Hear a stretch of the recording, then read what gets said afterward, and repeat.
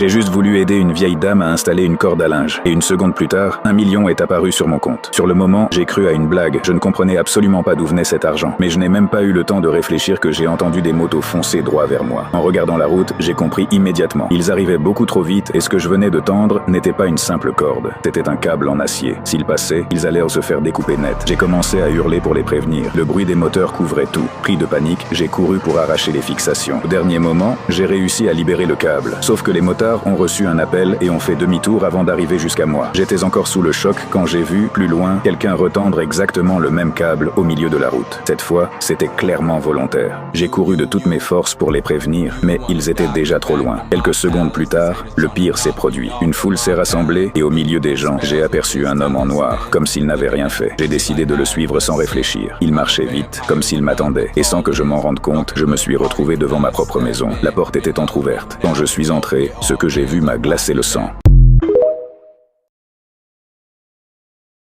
J'ai juste voulu aider une vieille dame à installer une corde à linge. Et une seconde plus tard, 1 million est apparu sur mon compte. Sur le moment, j'ai cru à une blague. Je ne comprenais absolument pas d'où venait cet argent. Mais je n'ai même pas eu le temps de réfléchir que j'ai entendu des motos foncer droit vers moi. En regardant la route, j'ai compris immédiatement. Ils arrivaient beaucoup trop vite et ce que je venais de tendre n'était pas une simple corde. C'était un câble en acier. S'ils passaient, ils allèrent se faire découper net. J'ai commencé à hurler pour les prévenir. Le bruit des moteurs couvrait tout. Pris de panique, j'ai couru pour arracher les fixations. Au dernier moment, j'ai réussi à libérer le câble. Sauf que les motards ont reçu un appel et ont fait demi-tour avant d'arriver jusqu'à moi. J'étais encore sous le choc quand j'ai vu, plus loin, quelqu'un retendre exactement le même câble au milieu de la route. Cette fois, c'était clairement volontaire. J'ai couru de toutes mes forces pour les prévenir, mais ils étaient déjà trop loin. Quelques secondes plus tard, le pire s'est produit. Une foule s'est rassemblée et au milieu des gens, j'ai aperçu un homme en noir, comme s'il n'avait rien fait. J'ai décidé de le suivre sans réfléchir. Il marchait vite, comme s'il m'attendait. Et sans que je m'en rende compte, je me suis retrouvé devant ma propre maison. La porte était entrouverte. Quand je suis entré, ce que j'ai vu m'a glacé le sang.